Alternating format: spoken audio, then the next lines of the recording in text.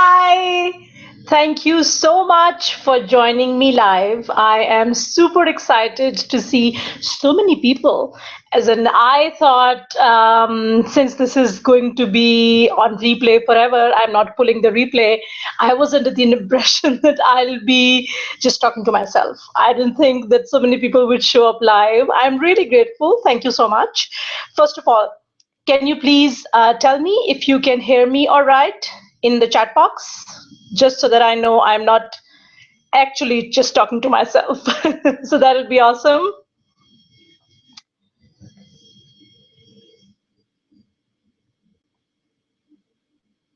My internet is a little shitty today, so if something happens, or I just disappear, or I look pixelated, or you can see my mouth moving, but no sound comes out, trust me, I'm not trying to pull a Charlie Chaplin on you. Trust me, it's my internet. It was so bad today that I was tempted to cancel the call, but then I was like, you know what? Let me just go ahead and see what happens. So if you can hear me all right, I would really appreciate if you can tell me in the chat box. Anyone? Oh, okay, you can hear me. Yes, thank you so much, LaShawn. Oh, what a cool name. Why did my parents name me something like this? This is so cool. Your name is really cool. Okay, so like I promised, we're not going to waste any time talking about me or random stuff. Although I did spend about 30 seconds talking about the internet, but I hope I'm forgiven. So what we'll do now is we will quickly start with the presentation. I'm going to keep it short. It's not going to be a painfully long webinar. It's very targeted. It's very focused. Like I mentioned, I don't know whether I mentioned this, but this is actually a part of my paid trainings for the Persuasion Hacks Lab. And what I'm doing here is a light version of the same training, but it is still very, very useful, and I hope you find it useful and actionable. So my name is Bushra Azhar, just in case you don't know me. Anything that you want to know about me, my life history, my poor husband, my two children, you can just click the About link somewhere on this page and just find out all about me. I'm not going to spend hours talking about who I am, although I enjoy it as much as the next person. So, and I'm going to allow you to choose whether you want to know more about me or not. Okay, so let's just now switch to the presentation. Okay, how let's go do that. Okay, screen share, entire screen, share, and here. Okay, so how to get people to sign up for your free call. Again, I'm going to trouble you to tell me if you can see the white screen with simple black letters on top saying how to get people to sign up for your free call. Can you see that all right? Because if you still see my face, there's something wrong. Okay. Okay, come on, tell me. Okay, I know there's a lag between what I say and what you hear, but I'm impatient like that, so I will keep bugging you to tell me. Okay. Okay.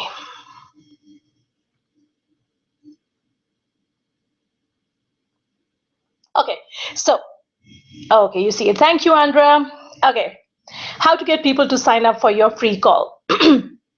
Now, there's a big idea behind free calls. Like I mentioned in the emails, I haven't offered many free calls. I did offer 2 calls a week in January, but really what made me understand how magical and how powerful and what a persuasive tool it is to get people to see how credible you are was when I was just starting out. So I didn't really even have a website. I think I just had a landing page, and I offered website reviews to people, as many people as I can find. I think my list was about 200, 300 at that point. I think it was very small list, and it was purely list that was made from guest blogging. And I was active in a few Facebook groups and Twitter and all. So what I did was I put up a borrow my brain offer, and it was basically a free session, a free website review. And I ended up getting so many requests that I had to do about 100 reviews in about 3 weeks, which was like crazy and was exhausting, but it was so much fun. It not only helped me build my muscles, not my muscles, as in I don't have any muscles. Maybe there are some muscles under layers and layers of fat, but no, not those muscles. My persuasion muscles, but also it helped me build credibility and word of mouth. And a lot of those people actually converted into paying clients. Some of them did not convert right away. Some of them, I still have conversions from those free sessions that I did like ages ago. So I really think that if you are just starting out, if you don't have a lot of online contacts or credibility or a list or clients, or you're in a sub-zero client situation, which I was in, where I didn't even have a hope for a paying client.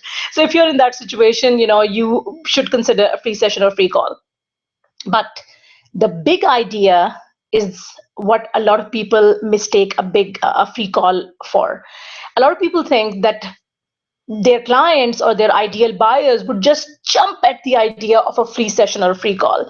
And they think that signing up for that call is something that people will just, it's an irresistible offer, whereas it's not an irresistible offer. So when I see a lot of people who offer a free call as an opt-in, I tell them not to, because an opt-in requires very minimal input, or very minimal effort from the person who's opting in. All they have to do is enter their email. So there isn't a lot of commitment other than just, kind of raising their virtual hand and saying, you know what, I'm interested in your content. But a free call requires a lot more effort. They have to schedule a call. They have to prepare for the call. You might even send them a questionnaire beforehand, and then they have to show up for the call. May even have to put on makeup if it's if it's a video call. So there's a lot of effort involved. So if you think that signing up for your call is something people will absolutely jump at just because it's free, think again. And that's why I don't recommend it as an opt-in offer. You need to treat a free call as something that's between an opt-in and an actual sale, because they've taken the next step in the relationship. So they're saying, you know what, I raised my hand and I told you that you can have my email and send me stuff. Now I'm raising both hands and saying I'm interested in hearing what you have to say to me in person. So I'm allowing you to come and whisper sweet nothings in my ear, not really, but convince me to buy from you. So please treat a free call as something that's between a free offer or an opt-in and an actual sale. Do not assume that just because you're offering a free session, people will jump at it, unless you are Beyonce. Obviously people will jump at a free call or free anything with her, as for that matter. Okay, now that we've gotten that out of the way, let's move into defining your free call. Again, it's super important to know what your free call is. Is it a discovery call, which is essentially just a nice way of saying saying that it's a free, what's wrong with me today? That it's a sales call. So what you're doing is you're asking people to sign up with a clear intention that they're interested in what you have to say, and all they're doing is that they're signing up to see whether you two connect. And actually both of you should be doing this, using this free session, to see whether you both connect with each other at a level where you can decide to work together. So there is a very clear intention that if the both parties like each other, they will agree to kind of get into a sales transaction. So it is more of a get to know each other call than to actually provide them something of value. So there isn't a clear intention to provide anything of value. That's what a typical discovery call looks like. A free session, on the other hand, which could be a free coaching or free consulting or audit or review or similar to the stuff that I offered, does not have an explicit sales intention. What you're doing is you're offering a very, very free, very, very valuable takeaway that they will get out of that free session, with the underlying kind of implicit assumption that because you're giving them some such great work, it will lead to more work. So that's how it is different from a regular discovery call. And I think it is super, super, super important to draw a line between, not draw a line, to actually make that distinction between a discovery call and a free call. Because if you don't, what would happen is that they would come in with the intention that you would give them something free and valuable, and you would go in with the intention that you will just sell to them. And it just leads to this icky mess where there is misunderstanding, ickiness, because they're like, you know what the fuck, why is this person not giving me what she promised me? And you're like, why the hell did she sign up if she's not interested in working with me? So it's super important to draw that line, to make at least be clear in your head and then in your offer as to what you are offering. Now, a few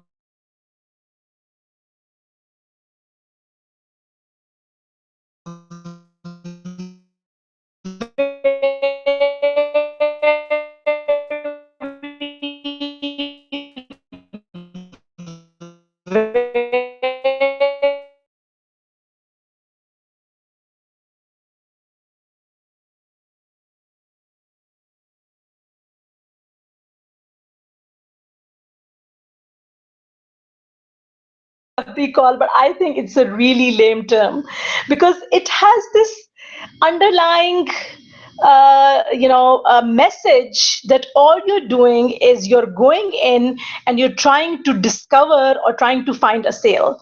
And that underlying assumption is kind of kills the whole spirit. Even if you're trying to, and I don't know who I recommended it to, I still don't remember, but I recommended to someone. I asked her, so what happens, what do you do in a discovery call? She said, I try to see whether that person is the right fit for me as a client, and she tries to see whether I am a good fit for that person as a coach. So I said, why don't you call it a chemistry call? A chemistry call makes more sense because you're trying to assess whether you have the right chemistry with that person. And she loved the idea. So I would not recommend calling a discovery call a discovery call. It's a really lame term, and it makes your